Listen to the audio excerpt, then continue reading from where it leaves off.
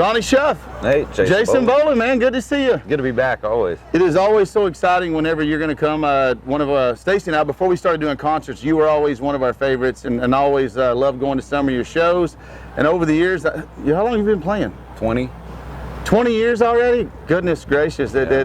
it's amazing. We probably started following you right off and going to some of your events and doing some of the things. But tonight you've probably played here 11 years, maybe? Yeah, and it's rained 9 of them, I think, hasn't it? We didn't bring any tonight. We've had a chance to rain, but what's always good about when you come, you bring the crowd and you bring those guys that want to hang out and have a beer and watch the show, which is important when we're doing a free show. Yeah. But now, what I don't know about you is kind of where'd you grow up? Where was high school? What town? Where I you grew up from? 30 miles east of Oklahoma City, is a little town called Hera, and then graduated from there in '93, and then went to Oklahoma State. Hung out and around Stillwater. Oklahoma State? Yeah, tried to figure out what I wanted to do and couldn't figure out anything. And music's something that and I say this day, every era has been one of those things like, learn to play music, but go get you a real degree too.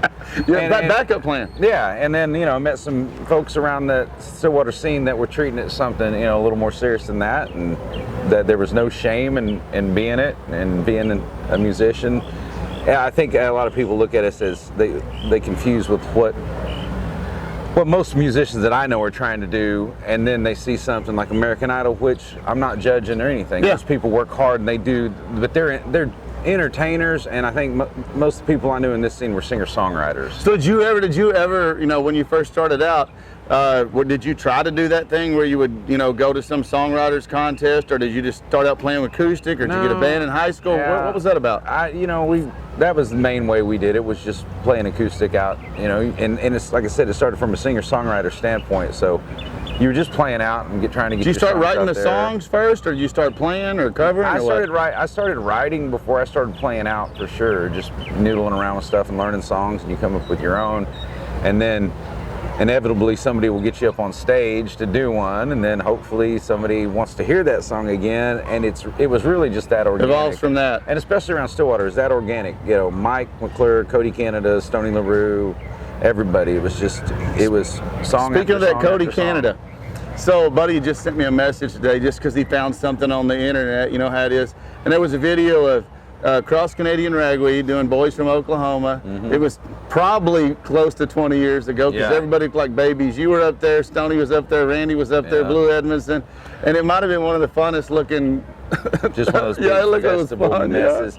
Yeah, it was great to have the big jam everybody songs like that. It was I don't even know where you were playing to have that much talent on the same stage, but it was pretty cool. It was probably just any of those festivals, any of the big ones around here. It's summertime.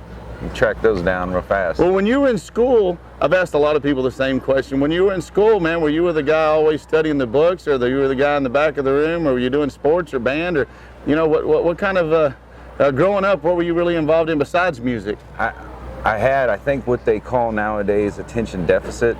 I still got it. And they call it, well, in our day though, they said you needed an ass kicking. I don't know. Yeah, I don't know what so I don't know. I was just one of those. I was real hyperactive, and nobody knew back then. I wasn't a troublemaker. I was just always into something.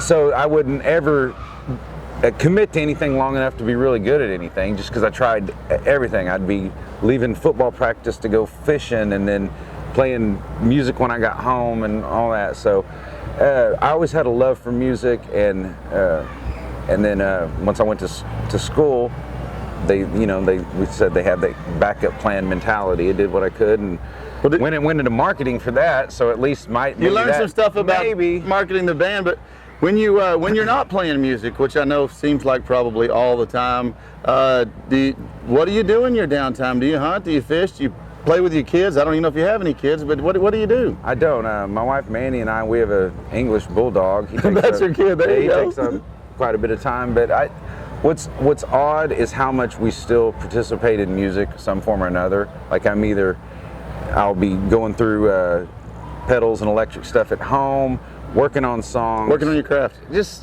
something to do with it, or Or we'll find some band to go watch, you know. Who did you listen to when you were just thinking about being maybe writing songs or learning to play the guitar? I mean, who was some of the influences way back in the very, very beginning you probably listened to? One of the ones, I would say, two people that made it very real, that made country, I don't want to say cool again. It wasn't that it was cool. It's just if it's something that you grow up around with your parents listening to, you have to reinvent it for yourself and really hear it again. Clint Black and Steve Earle really just made it. Steve Earle, oh my God. Steve Earle brought in that outlaw and the rock and roll and made it still real cool and dangerous.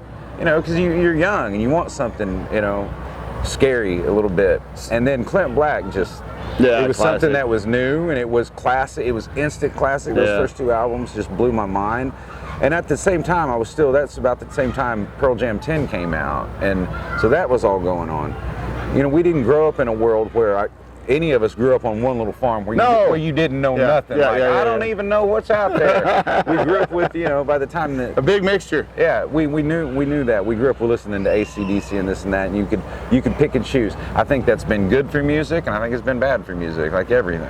Some of your songs that we listen to, there's a lot of creativity. I mean, you got a song about a rooster, you got a song about, you know, one of my favorites, you know, an area, Comal County Blues. You've got so many different talented songs, and your songwriting is a lot of storytelling about events in your life. Is there any couple of songs that, man, when you wrote it, you just could not, maybe all of them, but a couple that you wrote and you just could not wait to play it or couldn't wait to get in front of an audience? Yeah, there's some that, but it's funny, those are usually the ones that just go and then it's the one, and then it's like Comal or something that's just like, man, this is just about getting out of town and driving north for a day, and everybody, oh, that song really hit.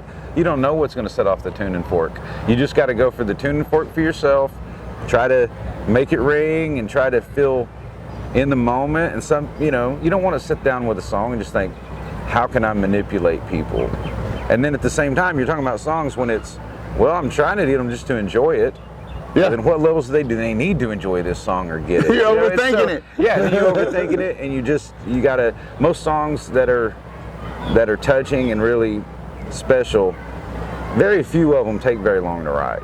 There are some. They just happen. Most of them are, at least the framework and 90% of the lyrics and the concepts are really fast. Then you can iron on them forever.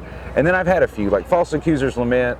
It wrote over a year. It was just one of those that had the idea, you know, and some of them happen that way, but most of the good ones, they just happen, just come together. That's why the Greeks would call it the muses, and because you don't feel like you did it at that point.